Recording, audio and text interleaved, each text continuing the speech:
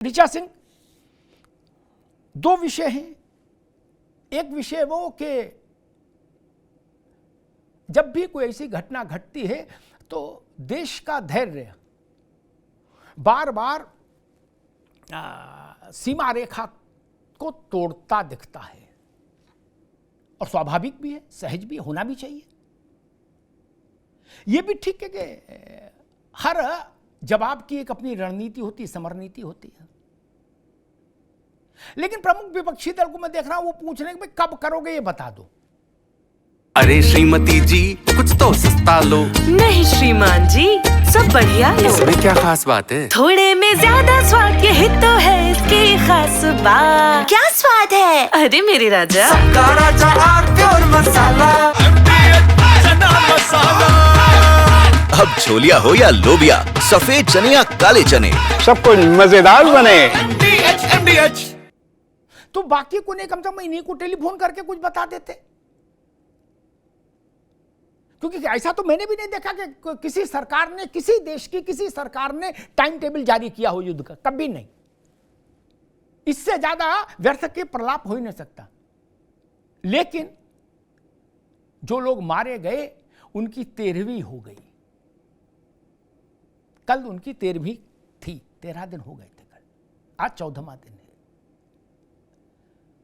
चीजें बढ़ रही हैं, लेकिन लोगों को लग रहा है धीरे धीरे बढ़ रही हैं। जो राष्ट्र जैसे जो राजनाथ जी ने कहा कि जो देश चाहता है वही होगा, लेकिन उसमें गति भी होनी चाहिए। नहीं, लोग कह रहे हैं बैठकें हो गई जितनी होनी थी, अब चलो। नहीं, यह अभी चलने का टाइम नहीं आया, अभी बैठकों का ही दौर है। ऋचा सिंह,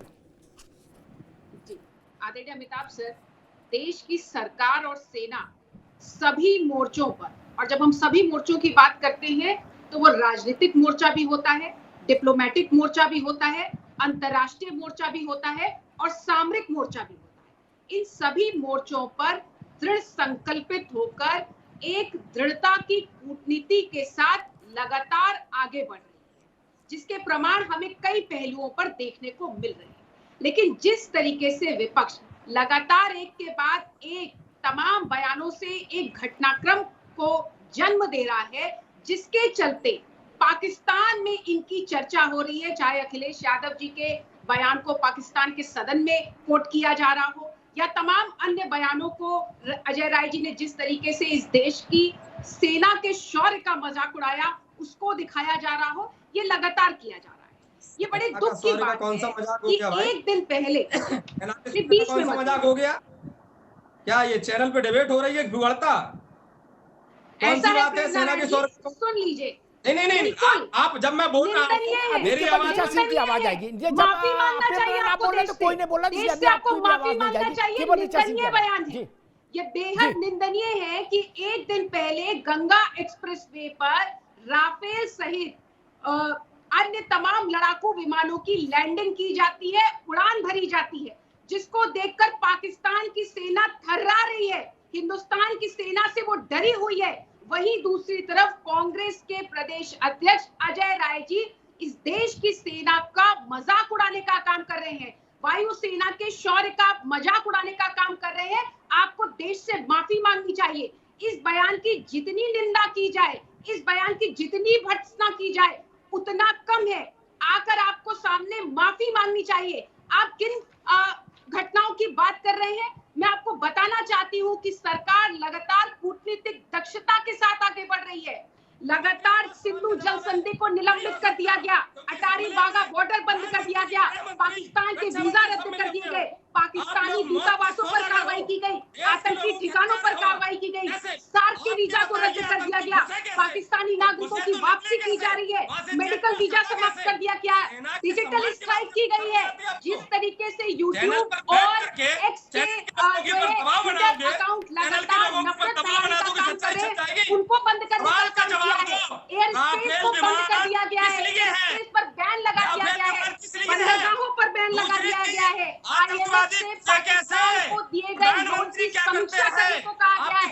इंपोर्ट पर रोक लगा दी गई है, एक्सपोर्ट पर रोक लगा दी गई है, डाक पार्सल सेवाओं पर रोक लगा दी गई है, बंदरगाहों पर रोक लगा दी गई है, चिनाब नदी से जो जल जाता था उसको बंद कर दिया गया है। सरकार लगातार मजबूती से कूटनीतिक दक्षता के साथ आगे बढ़ रही है। आदरणीय प्रधानमंत्री चीखने से नहीं होगा, जहाँ चीखना चाहिए वहाँ नहीं चीख सकते हैं। तब विदेश की धरती पर बैठकर भारत के लोकतंत्र का मजाक उड़ाते हैं।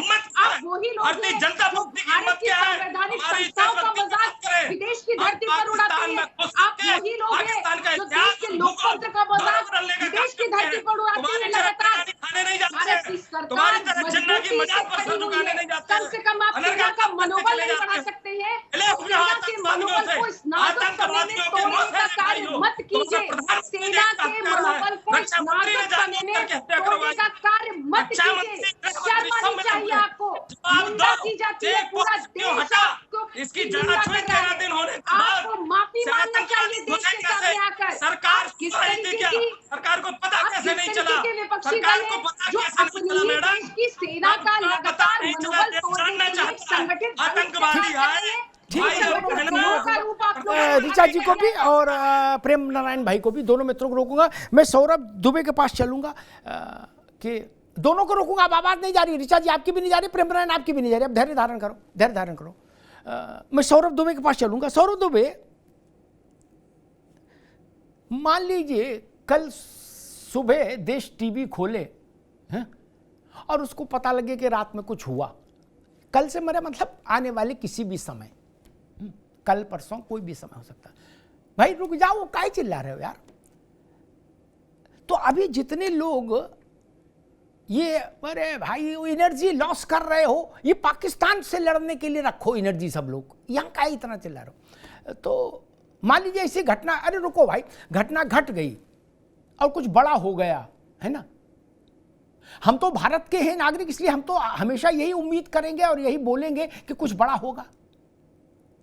हमने वो जल ही नहीं पिया जो भारत में रहे और कहे कि कुछ नहीं होगा। ना ना, ये मैं इस मामले में बिल्कुल प्रतिबद्धता है मेरी। मैं कांग्रेस भाजपा के साथ नहीं खड़ा हो सकता, वो पार्टियां हैं, देश उनसे बड़ा है, पार्टियां बहुत छोटी हैं और नेता तो और भी बहुत छोटे हैं। इसलिए उनका विषय नहीं कि नेता क्या करे, मसला कि मैं राष्ट्र के नाते, राष्ट्र के नागरिक के नाते यही कहूंगा, भारत उत्तर देगा, बड़ा उत्तर देगा। लगातार नहीं चिल्लाइए, बड़ा उत्तर, अरे इनकी आवाज बंद करिए। लगातार चिल्लाने से कोई बात नहीं बनेगी ना। क्या कर रहे हो यार, मेरी बहस का ये तरीका ही नहीं, ये मेरे साथ नहीं चल सकता ना। नो, मैं समझना चाह रहा हूं सौरभ दुबे कि मान लीजिए कल सुबह ऐसी खबर आई कि वहां कुछ बढ़िया आतिशबाजी हो गई, बड़ी आतिशबाजी हो गई, ठीक। तो आज जो लोग प्रलाप कर रहे हैं वो कल इस सरकार की तारीफ करेंगे, सराहना करेंगे। आज जो लोग कह रहे हैं कि जाओ क्यों नहीं जा रहे हो, जाओ क्यों नहीं जा रहे हो, हम इसी बात से नाराज है कि जा क्यों नहीं रहे हो। और मान लीजिए हो गया जो इच्छा है, क्या जो इच्छा करियो मन माही, प्रभु प्रताप कुछ दुर्लभ नाही, मानस में लिखा। क्या मान लीजिए वो काम हो गया, खींचो चाप मिटे संदेह, खींच लिया चाप, तो क्या करेंगे फिर? तारीफ करेंगे, उतना बड़ा दिल लाएंगे। जो आज आलोचना कर रहे हैं उनको तो फिर कल तारीफ के लिए भी तैयार रहना चाहिए, नहीं? सौरभ दुबे। बिल्कुल अमिताभ जी, देखिए मैं ये मानता हूं कि मैं अभी कांग्रेस के जो प्रवक्ता यहाँ बैठे थे उन्होंने कहा हमने पट्टी बांध ली है। भाई हम तो प्रधानमंत्री नरेंद्र मोदी से के ऊपर सवाल तो पूछ ही रहे हैं कि आदरणीय प्रधानमंत्री नरेंद्र मोदी जी जितना जल्दी हो सके हमारे जो वीर जो वहां पर शहादत जिनकी हुई है उसका बदला लिया जाए। और बदले में सरकार ने हमसे क्या मांगा? सरकार ने हमसे धैर्य मांगा, सरकार ने हमसे मांगा, साथ मांगा। हमारा काम है सरकार को देना। वो एक नागरिक होने के नाते मैं कह रहा हूं, मैं कोई भारतीय जनता पार्टी या उनसे उनका समर्थन नहीं कर रहा हूं, लेकिन मैं देश का समर्थन जरूर करूंगा। और देश का समर्थन इसी नाते करूंगा कि जो देश का शौर्य है, जो हमारी सेना का शौर्य है, उसके मनोबल पे अगर कोई प्रश्न चिन्ह खड़ा करता है, कोई प्रश्न चिन्ह उठाता है, तो मैं खुल करके बोलूंगा, डंके की चोट पे बोलूंगा। और अगर प्रेम नारायण सिंह और अशोक यादव को ये बात नहीं समझ में आती है कि आपके नेता लगातार देश विरोधी बयान दे रहे हैं, अगर देश के बाहर हमारा एक दुश्मन है तो हमारे देश के अंदर छुपे हुए गद्दार भी हैं जो लगातार सरकार को तो खोखला करने का काम का प्रयास करते चले आ रहे हैं, लेकिन पाकिस्तान को कहीं ना कहीं वो समर्थन भी देते हैं ताकि उनके बयान को पाकिस्तान में कोट करके चलाया जाए। ये भी एक साजिश है। अगर आप राजनीति नहीं समझते, आप कूटनीति नहीं समझते, तो आप किस प्रकार के नेता हैं? अजय राय का 10 नाम कोई सम्मान से नहीं ले रहा है, उनके कुकर्मों की वजह से उनका नाम लिया जा रहा है और 100 बार लिया जाएगा उनका नाम।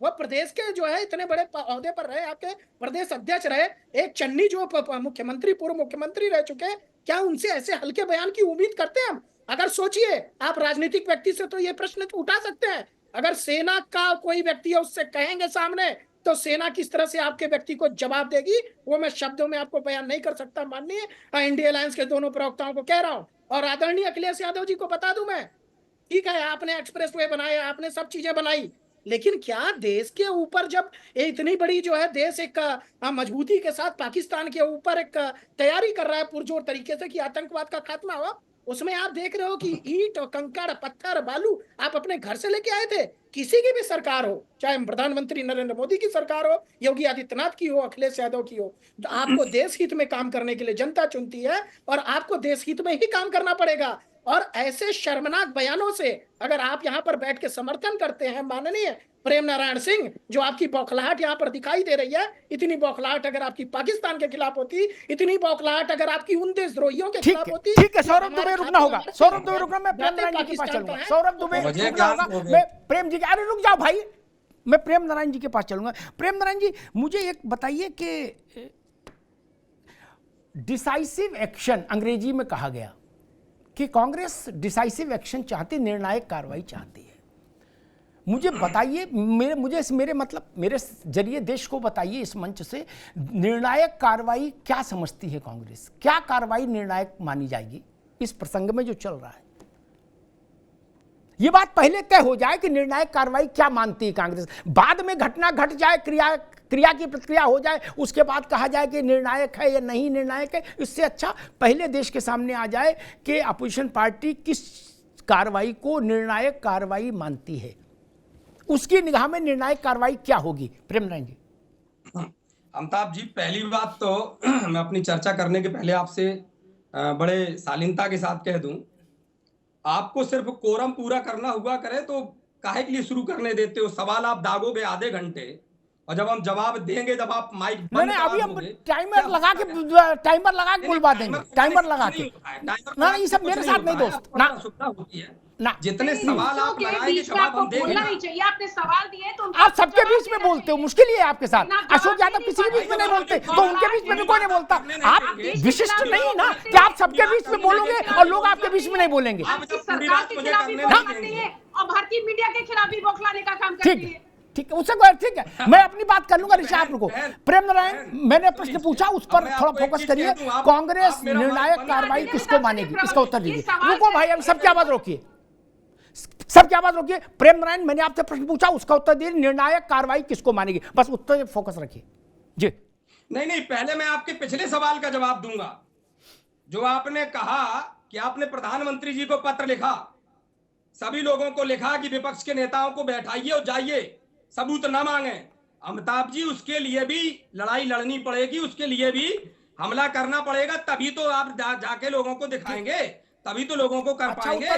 निर्णायक कार्रवाई किसको समझती है कांग्रेस, वो बता दीजिए। राजनीतिक विश्लेषक महोदय हमारे जो कह रहे हैं, जो कांग्रेस के ऊपर सवाल उठा रहे हैं कि ये उत्तेजना है, आप कह रहे हैं कि पाकिस्तान के लिए उत्तेजना बना के रखिए। अरे दुबे जी, लीजिए, ये वो कांग्रेस पार्टी है जिसने पाकिस्तान का इतिहास और भूगोल दोनों बदलने का काम किया है। और जो आप याराना की बात करते हो, पाकिस्तान के जन्म पे आपको बहुत सवाल उठेंगे। अरे सुन लो, आपसे बहुत सवाल उठेंगे प्रेम नारायण जी, इतिहास में मत जाइए। सुन लो, पाकिस्तान के कारण आपसे बहुत प्रश्न उठ जाएंगे फिर। नहीं, बिरयानी कश्मीर समस्या के ऊपर जो आपने इसको इतने सालों से बना रखा है, उस पर प्रश्न चिन्ह उठेगा। देखिए, तर्कों की कंगाली कुतर्कों का मवाली बना देती है। अगर तर्क है अमिताभ जी की बात का तो कीजिए, और अमिताभ जी पे फायर होने से अच्छा पाकिस्तान पे फायर होइए। टीवी9 पे चैलेंज करता हूं, आपकी तो हिम्मत ही नहीं है। जम्मू कश्मीर के मुद्दे पे आप आइए, 1 घंटे मेरी आपकी डिबेट हो जाएगी, लेकिन होगी वही कि टीवी9 चैनल आवाज बंद नहीं करेगा। आप जानते क्या है इतिहास में आपका सहयोग क्या है भाई? आप जिसकी वकालत कर रहे हैं, उंगली उठाने की बात कर रहे हैं। उस समय हमें आपको मिलकर पाकिस्तान से लड़ना, देखिए, हमें आपस में नहीं लड़ना है जम्मू कश्मीर से। मेरी बात सुनिए, चरण चुंबन करने से सौरभ दुबे जी, अरे आप राहुल गांधी की पादिका लेके आगे घूमते हैं। ठीक है, परिक्रमा आ गई, सौरभ जी की भी आ गई, प्रेमराज जी की भी आ गई। Okay, thank you. थोड़े में ज्यादा स्वाद, यही तो है इसकी खास बात। वाओ मामा, क्या स्वाद है। अरे मेरे राजा, दादी के हाथों का जादू और खुशबू से महकता घर, माँ की मुस्कुराहट और खाने की सुगंध, MDH गरम मसाला। क्योंकि हर रिश्ता है स्वाद से जुड़ा।